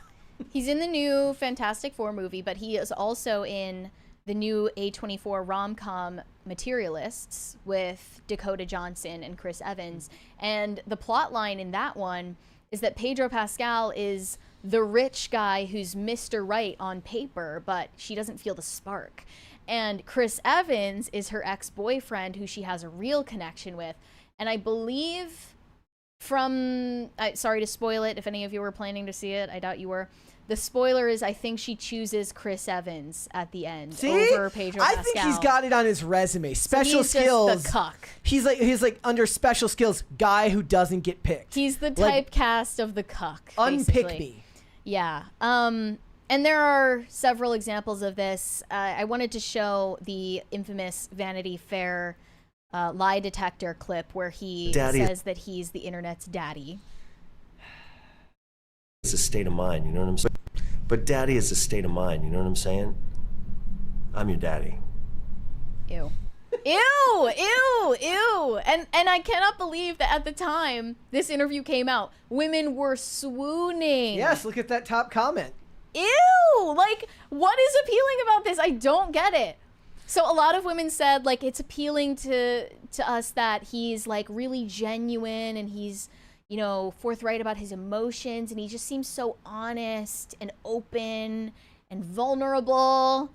And they found that attractive. Yeah, I was going to say, how is that at all attractive? And he has this infectious laugh and he just, like, he has such a cute smile. Is everything just AstroTurf nowadays? I mean, his sex appeal was always manufactured. It was always something that was assigned to him because there was no other actor in his pool of fame and relevance and his age group that could have been the heartthrob. So they were just like, we have to pick somebody. No, I think he has a good agent. I think he has a really good agent. It's manufactured. The point being, it's all manufactured and it was never real. It was just something that women were convinced of through marketing. There's a 20 from James Coteridis. From a fan's perspective, it's important to respect the bands you dig when you have a chance to meet them. Growing up an All That Remains fan, it's been a lot of fun to ask Phil questions on here, but respect/boundaries are key. Cheers. Cheers, James. Appreciate that, man. We appreciate not forming parasocial relationships. And then there's the term anxious king that was given to Pedro Pascal because he talks about how he has social anxiety and he gets really nervous when he's on stage in front of all these people, even though he's an actor. And that's literally your job. So here is a clip of him with Vanessa Kirby doing promo for Fantastic Four. Don't bring me muting. He's grabbing her in the middle of the stage where everyone can see and holding hands with her. And they say, Pedro Pascal suffers from anxiety and calms himself by holding Vanessa Kirby's hand. I've never seen him hold a guy's hand. Yeah, that's interesting. Maybe never seen... I mean, I've seen him get really up close and personal with his BFF, Oscar Isaac. I suppose it's fair to say... Ear nibbling? It is maybe fair to say that that actually is a sign of respect from him. Like, he would be like, the guys wouldn't want to, and he's being respectful of their Unless you're boundaries. Oscar Isaac, and then you're just going to go full-on Diddy. Yes. So, yeah, he was dubbed the anxious king, the baby girl man of the internet. Who are the women who are looking at that and like, that's the guy I want protecting me when somebody breaks in at night? Another part of the PSYOP is that he was playing Joel in The Last of Us, who is this protector figure. He's this stereotypically masculine character.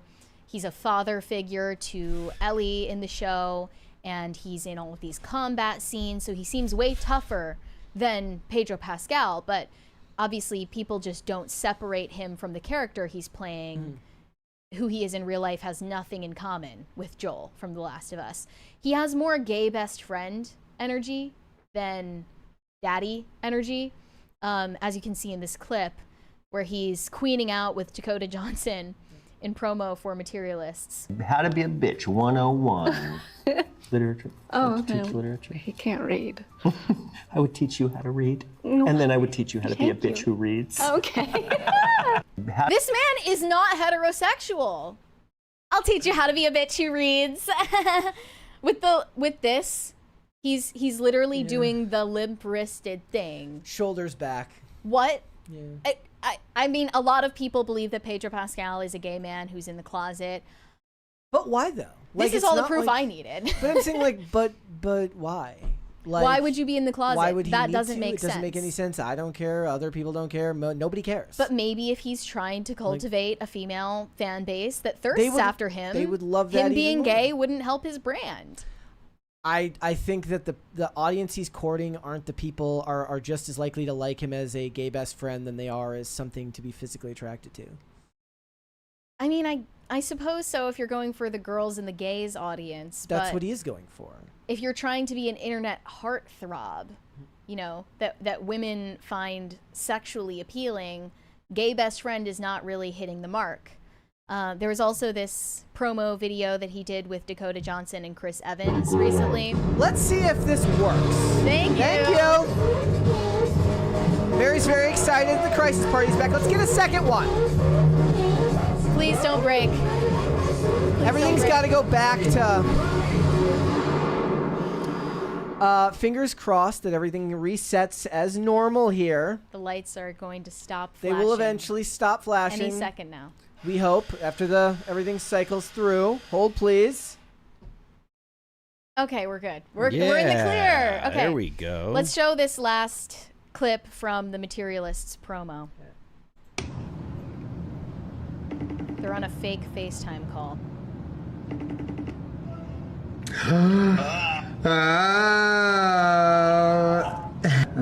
What do you want? You. We're just calling to say goodnight. Good night. I was supposed to go to bed at 6 p.m. Yeah. Night, night. Sleep tight, buddy. Night, night, Pedro. Sweet dreams. What a gimmick. Wow. All right, guys. Did you like it? Was it funny? Yeah, it's so amazing. Do you wish you were here? On a scale of 1 to 10. Right here. The two of you? Yeah. I would do anything to be with you two. Look at my nails. Ooh, they're so beautiful. Isn't that cool? Look at my 90s outfit. Let me see. I get the black belt. Those are his own jeans. All right. Yeah. Okay. Dakota doesn't like my bracelet. I love it. You love them? I love Yeah, he said it. He said it. You love Accept it. these bracelets? I'm sorry, what? She doesn't like my I'm gonna bracelet. put on my bracelets. They're so annoying. I just don't like. Yeah. Like, is that all they're talking about? They just call and then just like kiss each other's asses over accessories? Oh, see them? We love you. Love you too. Love you so much. I love you, bitch. Do you love me or Chris more? Who do you love more, me or Chris? Shut up! It's okay, I know. So hard. It's impossible. It's actually impossible. I know the truth. Chris knows. Dakota knows. I know. It's me. We all know. Okay. Like, what in God's name is that was traumatizing. any of that? He's like, bye, bitch. I love you. See, she's the I only- love your nails. It's okay for her Slay because queen. she's a girl, so she's right where she needs to be as far as what that whole thing was. I'm also biased towards Dakota Johnson now because she's hilarious. So the red flags listed here. Number 1, his male feminist persona. I think exemplified perfectly in the way that he treated Gina Carano, actually. Behind the scenes, he's willing to give her advice and consider her a friend after she was publicly fired by Disney. But in public, he's not willing to defend her. Yeah. Yeah, he was open to her about when she said she didn't want to put the pronouns in the bio. He said, just do it for the sake of your own career. Basically, instructing her to not be authentic just for the sake of avoiding the mob. And then the manufactured sex appeal. Did the Pedro Pascal is daddy thing ever really make sense? He's not daddy. He's not even zaddy. But still, for a time, the internet told us he was a new sex symbol. What kind of symbol, though? An NPR tote bag? He isn't ugly. He's conventionally attractive, undeniably talented, but in the tradition of heartthrobs, does he stand out? Is he Brad Pitt level, a Henry Cavill, a young Marlon Brando? No, you know that it's not even close. He's also older than people who normally get that title later in life. Like he's older than somebody who gets that title. They usually get that title earlier in life. It's almost like aging barista energy. He's nice enough, but you're not dreaming about him, and you might feel a little creeped out. He's 50. Yeah. So Hollywood does have their picks. They choose somebody that they want to make you like, and then they do everything in their power to make it happen. There was a time when Hollywood said, Jai Courtney's going to be a thing, and you don't have any say in the matter. We're going to put Jai Courtney in every movie, and if you don't like it, you can fuck off. And eventually that fell by the wayside. Jai Courtney didn't become a thing outside of some, I actually liked him in, especially when he played a bad guy. But in general, Hollywood was like not giving you a choice. Jai Courtney here, Jai Courtney here. Well, who in between Jai Courtney and Pedro Pascal was astroturfed in the same way? I mean, you could say that people feel that way about Timothée Chalamet and Zendaya, that they're like, you don't have a choice. You're going to watch the movie with them in it. I mean, at least in the case of Timothée Chalamet, I do believe that he has an organic appeal to a female audience. Like, they do actually find him attractive. Tom Holland is kind of held in that regard because of Spider-Man. Yeah, but he's not a bad No, he's more actor, organic. Like, I would say that people would probably be more annoyed by Chalamet than Tom Holland. Because Timothée Chalamet has more of an art house vibe. Yeah. Or, his history of projects. And then there's also, the recent Protect the Dolls stunt that Pedro pulled on a Disney red carpet wearing this shirt that was fundraising for trans rights or something. Then there was also the feud that he had with J.K. Rowling on Twitter, calling her a heinous loser for her take that her bizarre, otherworldly take that women have vaginas. Yeah. And he's personally invested in the issue because he has a brother who thinks he's a woman. So that's something that's near and dear to his heart. But, and then the melodrama about having anxiety and, being this fidgety, neurotic little puddle of anxiety. Women don't find that attractive. It's just, I don't know. I don't see the appeal. And I think the people who originally were bought into the Pedro Pascal astroturfed heartthrob campaign are also coming to realize they never were attracted to him in the first place. Yeah. His mask has slipped. Yeah, and I think in general, Pedro's going to keep getting work, though. I think he'll... Because he does equal parts big budget stuff and smaller stuff, so he's always going to have work to be done. It's harder to trick men into finding a certain female celebrity attractive than it is to trick women into finding a certain male celebrity attractive. I mean, women are just easier to condition in that way. Chris Evans is held in the same regard because of Captain America, which is like now Chris Evans' career post-Marvel is not exactly... It's not thriving. popping. Like he's in Materialists. I liked so. I liked Red 1. He was in Red 1. He's like a quarter of the size as he was when he was in Marvel. He was tiny. Yeah. He like he like when you look at it, it's actually kind of crazy how much like his physical size plays a role in whether you actually want to watch something with him in it. Because when you watch him in Civil War, when he grabs the helicopter Bucky's flying and he literally pulls it into the building, he's gigantic, and they would talk about doing reps right before going to film takes, so that they had a pump as they were filming those scenes. And then you see him in Red 1, and he just looks like you could flick him across a room, and he's like you could never imagine Captain America as annoying, but when he's playing this character in this movie, he's absolutely annoying. Yeah. Pedro's annoying no matter what. I just think you're going to have a harder time trying to convince the male population that a certain female celebrity is hot because, you know, say what you will about Sydney Sweeney, there's nothing inorganic about the appeal men find in her, mainly because it's to do with her body and her face, and maybe that she seems to be happy-go-lucky. Other than that, you don't really need to you don't really need to come up with an astroturfed campaign to convince men that Sydney Sweeney is hot. That's a fantastic. But for Pedro Pascal, you have to implement a full-on CIA-level psyop to convince women that he's attractive, and it'll work for a time, but eventually I think it's going to show its ugly face. Like he's now no longer the internet daddy that he was in maybe 2023. All right, let's finish these super chats. James Codoridis said AI dude needs male friends to sort him out. I agree. I was just curious about what the internet thinks of is like celebrities that they tried to make happen but couldn't make happen. They tried to make Hillary Swank happen, actually. I mean, she's still probably held in higher regard than a lot of these. So Sam Worthington. I mean, he's from Avatar, so he gets a pass because he probably makes a ton of money, even though he's no matter what he's in. Jaden Smith, they tried to make Jaden Smith happen with Will Smith. Lucy Hale. Well, I mean, what did she do after Pretty Little Liars? Didn't she do that one where she had cancer? She did some CW show where she has cancer. I never even heard about that. Taylor Kitsch, Alex Pettifer, Taylor Swift's brother.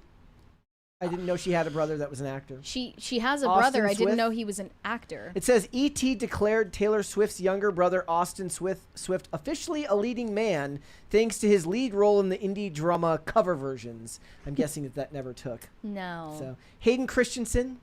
It's crazy how like he completely disappeared. He's just like phantom gone. Phantom of the Menace. Yeah. Rita Ora, overseas success doesn't translate to America. Britt Robertson. Yes, they tried to make Britt Robertson a thing around the time of, what was it, like Scream 4.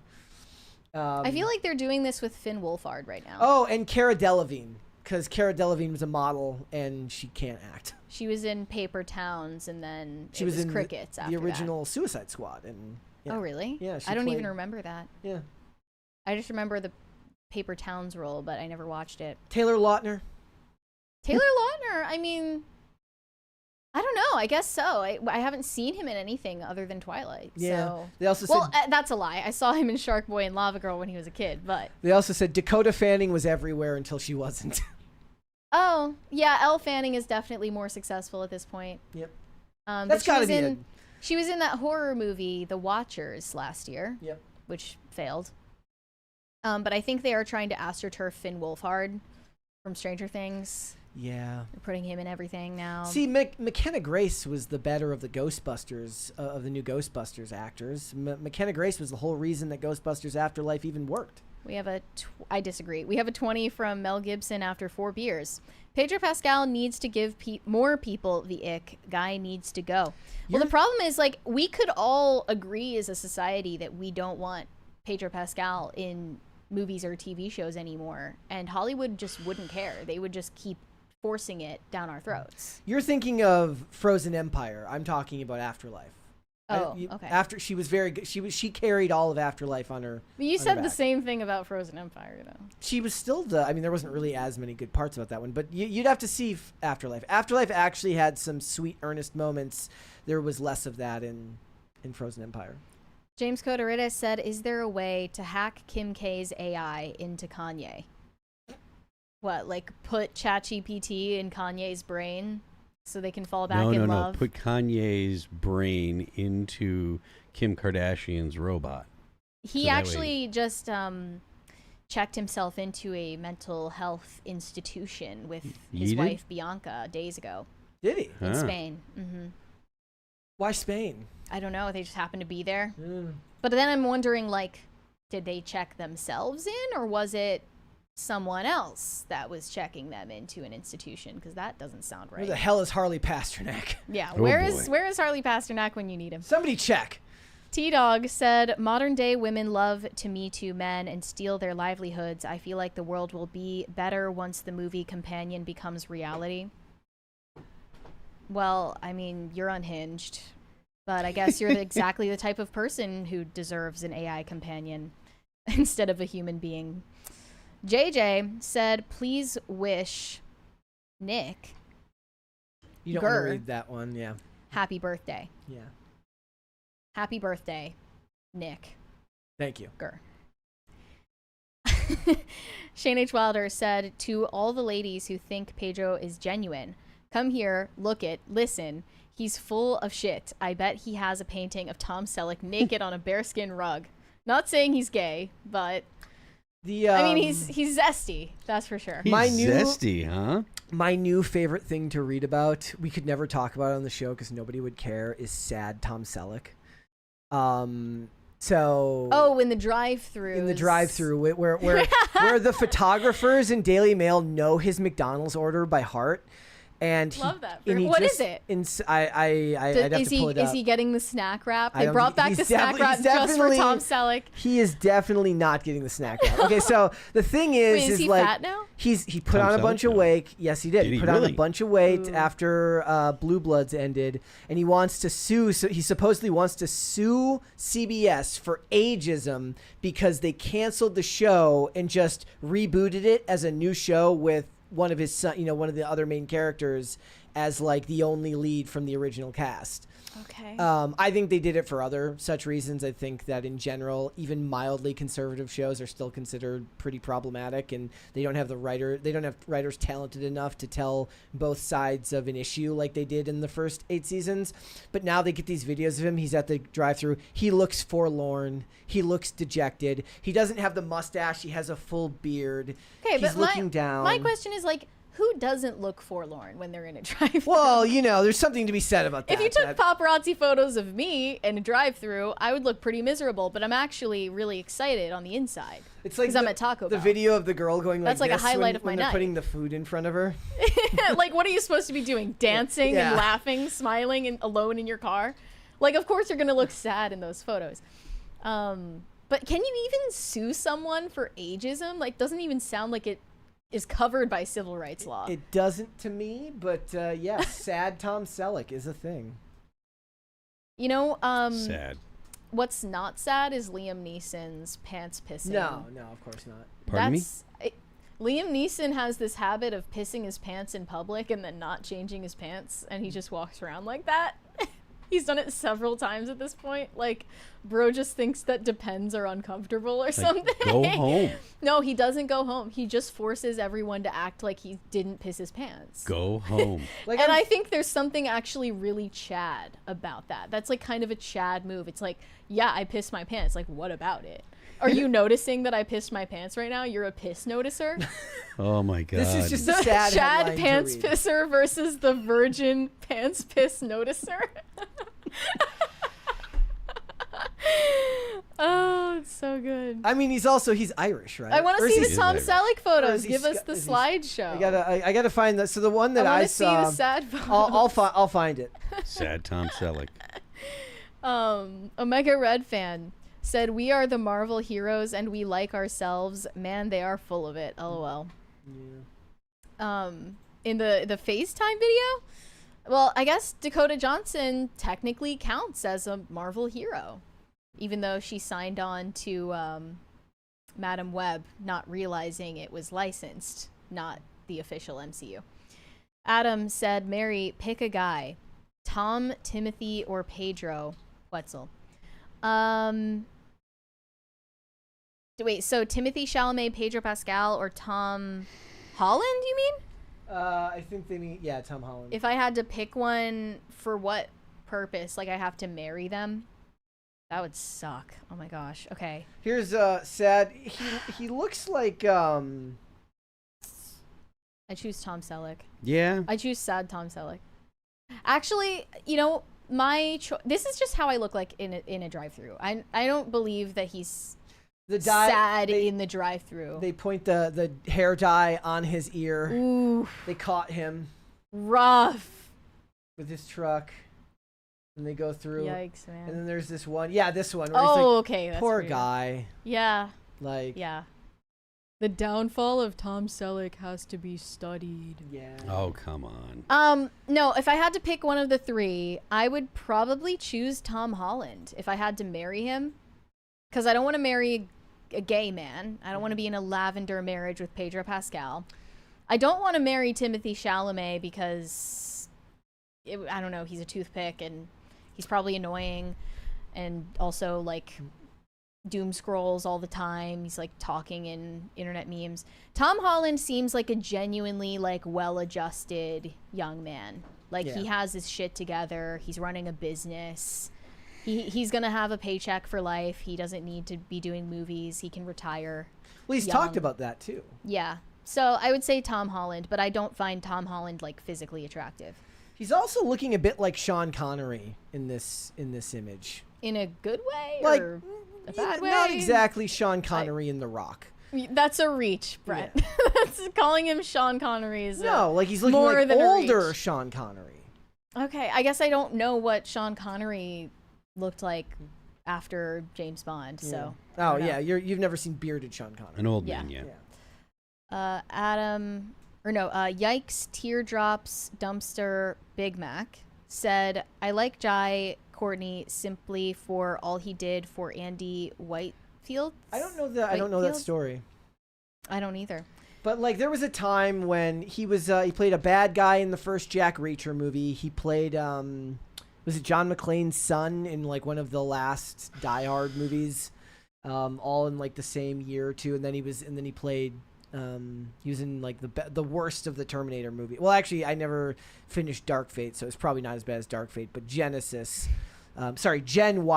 because it's spelled with a Y. Good grief. Yeah, not nearly as good as Salvation, which is a very good one. We played Kyle Reese in that. James Coteritis said, "At Phil, are you familiar with Saxon? Thoughts?" I am, and I don't have any particular thoughts. I'm familiar with them as in I know who they are. I couldn't pick out any of their music from like a list of songs or whatever. I don't think I've ever heard it, and if I have, I don't know. So, Next one was Pop Culture Junkie. McKenna Grace was in a highly underrated film, Gifted, where she plays a child prodigy with Chris Evans as her dad. Worth a watch. Okay. Like that's never heard of it. Sounds interesting to me. Straight Rippin' 93 said, "Mary had a little lamb?" ? I don't have a little lamb. I don't know what you're talking about. Shane H. Wilder said the trailer for the reboot of Naked Gun made a joke about Liam Neeson's pants pissing. Also, why does sad Tom Selleck look like Fidel Castro? I think he looks more like. I didn't pick up on that. I think I he didn't looks pick like up on that either. Sean Connery. But that's poor sad Tom Selleck, because like he was so great in that show. But then they ruin him in later seasons. He gets kind of cucked in in Blue Bloods in the later seasons. He doesn't. His principles don't stand up as much. Everybody talks back to him in a way they never would have dared talk back to him in the earlier seasons. Ugh. They would have never. It's the They would have worst. never. They reversed the Breaking Bad formula. You have to start it out with him being emasculated. And then, like, as your impetus to make the show happen. Exactly. Yeah. Yep. I think we're all caught up on the super chats. Let me we check good Rumble. with Rumble rants Let me as check well. Rumble. I'm glad that the stream held up today given the weather, but I don't think the rain started back up again. No, I think it chilled out. It was just like one crazy band that went through. I mean, it's been raining so much lately. It's been awful. It's awful. It's been so really, frustrating. Really bad. I don't know if that's happening to everybody else in the rest of the world. I want to go and do things outside, and I'm unable because it's raining. Well, on the bright side, since we're just like talking about whatever now, I tried an iced flat white at Starbucks this morning. Highly recommend. So the ristretto. Like the giving up with salted caramel cold foam. That does sound good. Highly recommend. So after like Tim got Starbucks last time, and I drank a was it a cold? What are those ones? One of the cold press brews. The cold brews. Like now it's like I wouldn't be able to do that every day. Have you Why? I just wouldn't. Okay. Too much. It was like actually more than an energy drink. It's like heavier than an energy drink. I don't think I could do that every day. Have either of you guys gone to the new Starbucks? By the food line? That's the one. Yes. I have not. I'm quite. But pleased I don't that get it it's there. because the energy drinks that you drink literally have more caffeine than coffee. Yeah, I don't know. In the same amount. I mean, either way, it's like it's bad for you because it's got the erythritol or whatever it is in the energy drinks.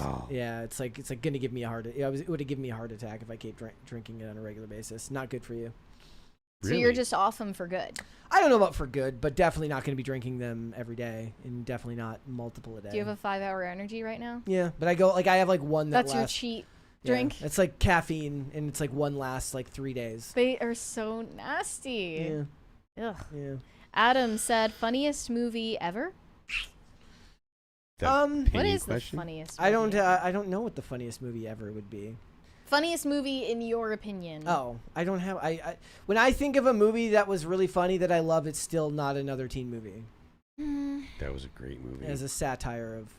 I watched that in American Pie was great. I feel like I watched Not Another Teen Movie for the first time like during COVID, and Really? I didn't laugh even once. Not another teen movie. Yeah. You didn't. I think you would have had to have like absorbed the movies that they're in the shows and the tropes of the time. Like you would have to absorb them as they happened for it to work. The references just didn't land. Yeah.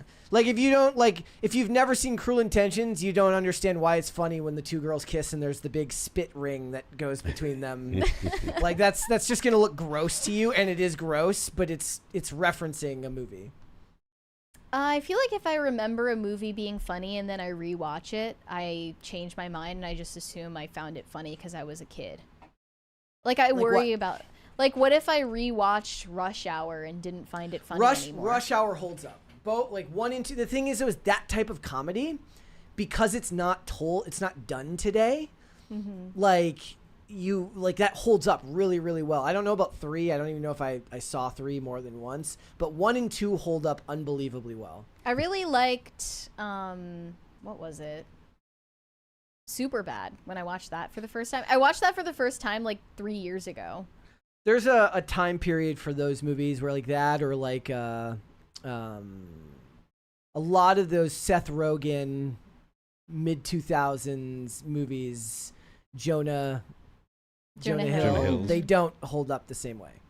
You don't think Superbad is any good? I haven't seen Superbad in years. I'd have to rewatch it. I thought it was funny. But most I of the rewatched time, White Chicks and I actually didn't laugh. Didn't laugh? I don't know what happened.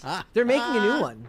Yeah. Ace Ventura holds up. Ace Ventura 1 and 2 both hold up today. But that's because, again, Jim Carrey has a timeless sense of physical comedy that goes along with the rest of it. It is still weird to watch that original one and see Courtney Cox in it, though. Why is that weird? It's just because I think of her as Gail from Scream. Oh. Like, and obviously everybody else thinks of her as Friends. Shane H. Wilder said, Adam, the answer is Airplane. I haven't seen Airplane. A lot of people are saying Office Space holds up too. What was it?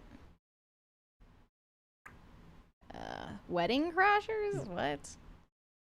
Spaceballs? Spaceballs is great. They're gonna make a second one. Zoolander is good. Mel Brooks is like 900 years old. Yeah. Like at this point, he might actually be AI. Idiocracy does hold up. I rewatched that, I think, last year. White Chicks is kind of ass. I mean, maybe. I just thought it was funny the first time I watched it, and then after, like, I don't know. It's not worth watching again. I don't think I will. Jose Quintana said Vince Vaughn in Wedding Crashers and Dodgeball. Again, that was a golden age for comedy. Yeah. It really was a golden age for comedy, and that isn't really my genre per se. Like most comedies I watch with somebody else who like would want to watch comedies. Mm-hmm. I didn't seek them out on my own. I liked the Ben Stiller movies. Zoolander. Meet the Parents. Zoolander holds up still too. Zoolander 2 not so much. Any Steve Carell ones.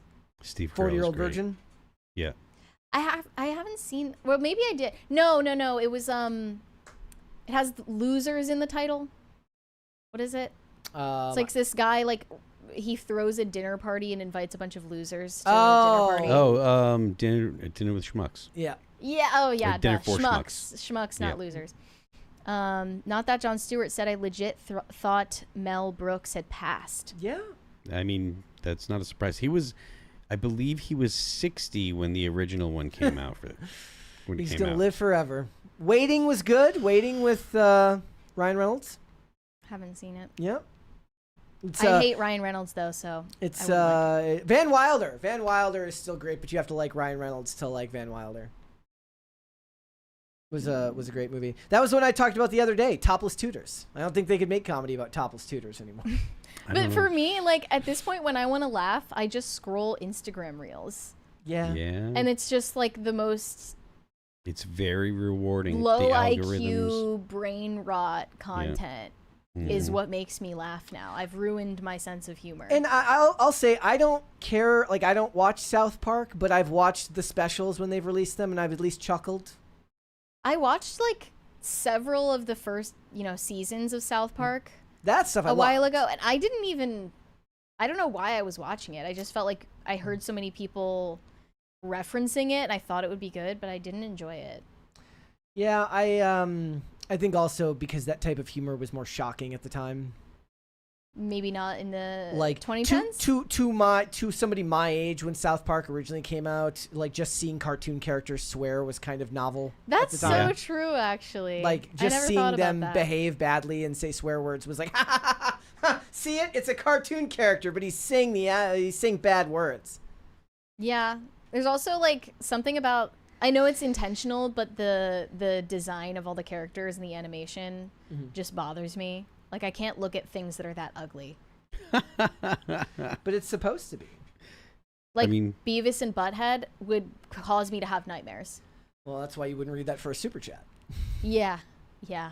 I'll pass on that That's okay. one. That's okay. See, now I really want to know what the super chat says. Well, Brett, if you want to read the first super chat and give them what they paid for, go right ahead. I don't do a good Beavis and Butthead impression, but it does involve cornholio. Okay.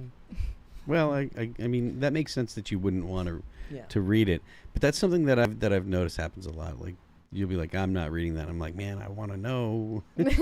No, yesterday Brett did the most psychotic shit to me. He just randomly said, I had the most disturbing dream last night, but I can't tell you. Yeah. And I was like, what do you mean? You can't just like leave me hanging like that. Yeah, bro, what's up I with felt that? bad about that afterwards. Like I'm taking that one to my grave. It's like sometimes I say something and then I stop myself and I say never mind, and you freak out and you're like, you can't just say never mind. Yeah, but usually I give up. I'm like, okay, but fine. like when I say never mind, it's literally not something that's interesting at all. Yeah. But you can't just say like it was so disturbing that I can't even tell you. Well, I can because and the audience can't ask for it because I didn't bring this up to them. You did. So sorry, guys. Well, I'm sorry for that. Yeah. And it's all, any dream for me is disturbing because I never remember my dreams. Oh, really? Like usually the only time I've ever remembered my dreams is like when life is really bad and you're not sleeping well. That sucks. So like your life is generally more turbulent than usual, so you don't sleep well and your dreams are more vivid. Otherwise, I don't remember my dreams at all. In all the years I did drugs, I never remembered a dream ever. Are you a dream rememberer? No, not particularly. I don't remember dreams generally. feel like I remember at least like every other night. Really? Do you? She tells I'm really me tapped into my She tells me subconscious. some of her dreams, and I kind of go. Yeah, I'm not even gonna get into Yeah. it because it's Which sad. is probably that's fine. That's probably a good idea. But the fact that you remember your dreams or remember them frequently as every other night, that's crazy to me. Yeah. Like, I don't want that baggage. I don't have enough space in there. Yeah, like Mary was talking about our first topic today about Lola Young. She's like, remember when we talked about this? I'm like, absolutely not. Like, I don't remember that. I had to look at a picture of her. I'm like, oh yeah, this bitch. But I'm guilty of the same thing. Like when we end the show, I completely forget what we. She's like, what did we cover today? And I'm like, Yeah. well, I don't know. Yeah. That happens to me sometimes. Adam said Coca-Cola or Pepsi. The answer. I feel like we've definitely answered. The this answer before. is Pepsi. My answer is neither. The 'cause answer is Pepsi. I don't drink soda. No, we have like one of all three of the possible options. San Pellegrino. Not that There you Jon go. Stewart said, I was in high school when South Park started. My buddy came into school and told me, dude, you got to check out this show. Nothing on regular TV or basic cable was like it at the time. Yeah, I remember having burned copies. Like me and my friends would have. Like, how does that work? Download them off the internets. Oh, Yeah. okay. Yeah. So like 3 or 4 times a week you remember your dreams. I mean, at least. I feel like I remember maybe almost every night. Wow. That's a burden But to me. To what you said, maybe that's just because I wake up a million times in the middle of the night. Yeah. And I'm just that type of person. Pop Culture Junkie said, I've had dreams with credits at the end. No, that to me is a nightmare because my phobia, my like quirky phobia is end credits. Like I get really scared when end credits start rolling for a movie, especially at the end when they show the studio logos. She hates that part. What? The existential dread I cannot describe. Can you tell me why? I feel like it's like the movie starts watching me at that point. I don't know how to express it other than that. Especially the MTV Moon Man, but all of them really. Just the MTV when they don't get me started. And it wakes me up if I fell asleep, but any of them, like all of the studio logos, they have an ambient sound that goes with it. I like the one from The Simpsons. Shh. Dun, dun, dun, dun, dun, dun, dun. So creepy.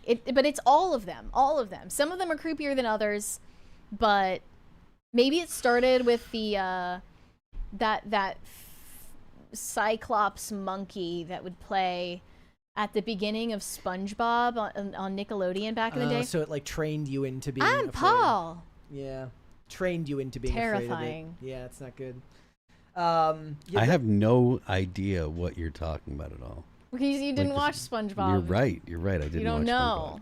Or Jimmy Neutron. No. Jose Quintana said, dreams and deja vu intertwined for the future moment when you stop and say, I've seen this before, happens to me quite often. I feel like deja vu is different than just remembering a dream, though. Two Christ party! Thank you.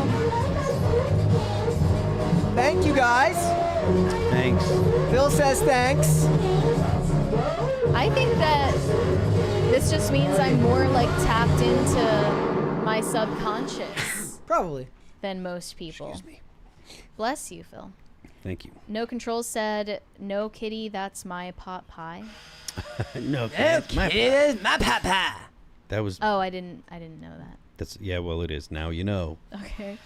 Adam said, wake up a million times at night, sleep apnea. No, I think that my bed just sucks and I get uncomfortable. I wake up at least twice a night. At least. Or I don't remember it. Yep. All right. All caught up? I'm going to check we are. Rumble really quick, make sure that we're good over there.